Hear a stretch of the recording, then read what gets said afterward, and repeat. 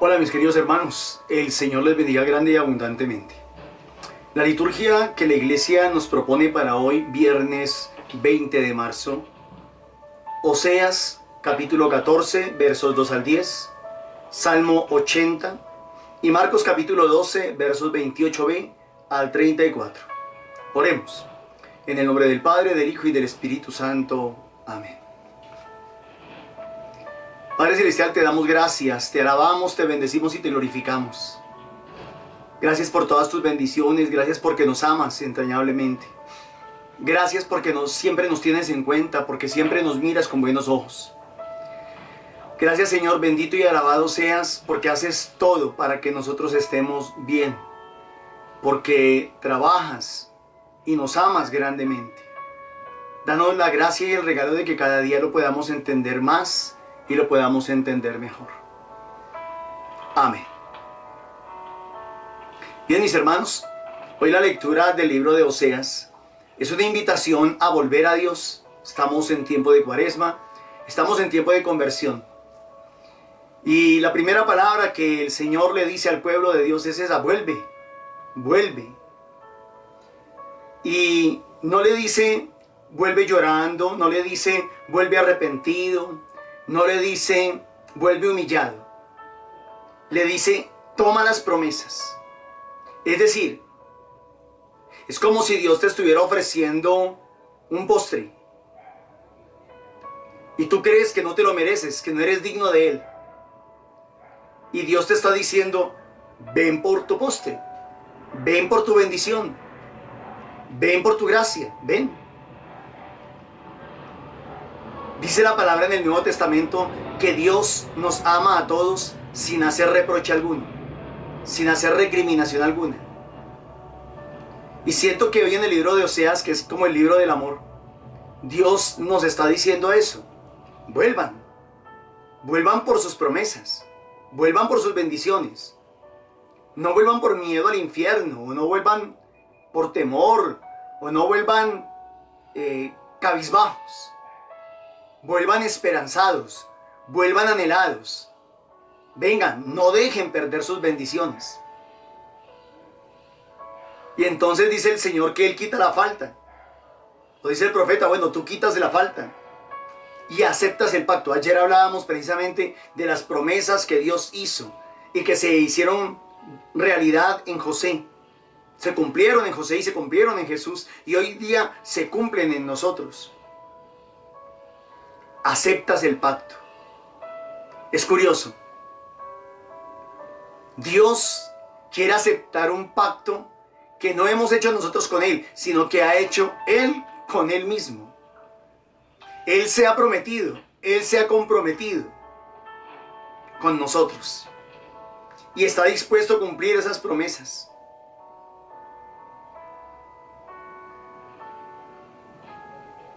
No llamaremos Dios a la obra de nuestras manos. No confiaremos en nada y no confiaremos en nadie más que en ti, Señor. Es como que a lo que el pueblo se está comprometiendo. No voy a buscar otro Dios aparte de ti. No voy a buscar otra salvación fuera de ti. Solo tú nos salvas. Y entonces la respuesta de Dios, ¿cuál es? Curaré tu deslealtad. Curaré tu infidelidad. Curaré tu traición. Es difícil de entender. Porque nosotros creemos que somos nosotros los que tenemos que curar la traición. Que somos nosotros los que tenemos que curar la infidelidad. Y es Dios quien dice acá, curaré tu infidelidad.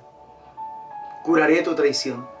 Te quitaré eso, te sanaré, te liberaré, te restauraré. Te amaré generosamente, generosamente.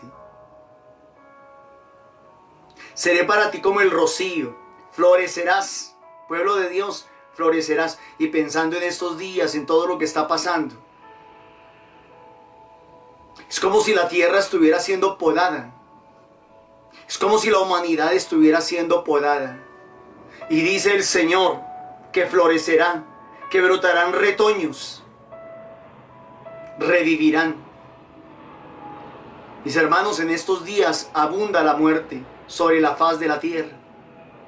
Pareciera que la muerte estuviera tocando a nuestras puertas. Pareciera que la muerte estuviera rozando nuestras familias, nuestros hogares. Y es una invitación que Dios nos hace para que pensemos en lo pasajera que es esta vida y lo eterna que es la vida en Dios. Pensábamos que lo eterno era esto. Y como alguien ayer decía, Dios no existe. Qué pesar. Pero es en estos momentos duros, tristes y dolorosos que la humanidad vuelve a buscar a ese Dios, al Dios eterno, al Dios todopoderoso y al Dios que nos revivirá si nos llegase a tocar a nosotros. Y dice la palabra que de mí procede tu fruto. De mí procede tu fruto, dice el Señor. Unos son los que siembran, otros los que cosechan, pero es Dios quien hace crecer la planta. Es Dios quien hace que nuestras vidas, que nuestro servicio, que nuestro ministerio, que nuestras oraciones, que nuestro trabajo, que nuestros desvelos den fruto. Por eso el Salmo nos invita a responder: yo soy el Señor tu Dios, escucha mi voz. Atiende a mi voz, atiende a mis promesas, atiende a mi palabra. Que tu principal motivación sea lo que yo te ofrezco. Que tu principal motivación, hijo de Dios, sea lo que Dios te ofrece. No lo que tú quieres, lo que Dios te ofrece. Y en el Evangelio entonces encontramos que un maestro de la ley le pregunta a Jesús, ¿cuál es el primer mandamiento? Todavía no le pregunta cuál es el más importante, pero sí le pregunta cuál es el primer mandamiento. Y Jesús le responde: el primer mandamiento es este: escucha, Israel, escucha. Y luego le responde con el segundo: ama al Señor tu Dios con toda tu mente, con toda tu alma, con todas tus fuerzas, con todo tu ser. Tercer mandamiento: ama a tu hermano. Bueno, y dice el texto como a ti mismo, pero en realidad hemos aprendido: ama a tu hermano como Jesús nos amó a nosotros. Y el maestro le dice: has contestado bien. Y entonces Jesús le responde: si entiendes esto, no estás lejos del reino. Mis hermanos, en estos días, y el texto lo dice, el sacrificio más importante, el holocausto más importante, es el amor a Dios y el amor a los hermanos. Hemos notado cómo el egoísmo y la avaricia se han desbordado. Y cada uno sale a comprar cantidad de cosas para guardar y llevar a su casa, no sé, como pensando tal vez en un año de sufrimientos.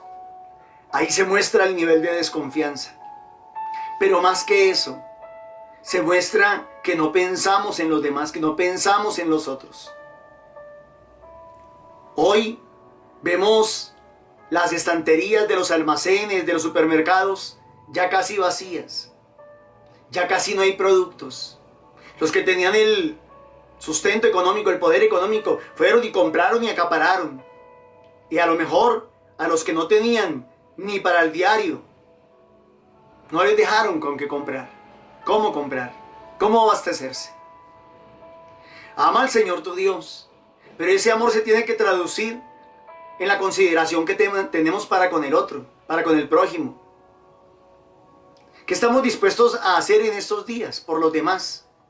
¿Qué estamos dispuestos a hacer en estos días? Y tal vez no se trata de arriesgar la vida, sacrificar la vida. Tal vez se trata simplemente de ceder un poco para que el otro también tenga. Pidámosle a Dios que nos dé un corazón más dócil. Pidámosle a Dios que nos dé oídos abiertos para escuchar sus promesas, para entender que no nos podemos afianzar o confiar en el dinero o en el poder económico. Pidámosle a Dios que nos dé la gracia de tener corazones más blandos, más dispuestos, pensando en el bienestar de los demás. Padre Celestial, te damos gracias por tu palabra, muy propicia en el día de hoy. Danos la gracia de escuchar las necesidades de los demás. Danos la gracia de escuchar las dificultades de los demás. Danos la gracia de escuchar el corazón de los demás. Señor, que si tú nos hablas, háblanos del prójimo y háblanos de aquel que necesita. Gracias, Señor, bendito y alabado seas por siempre. Amén.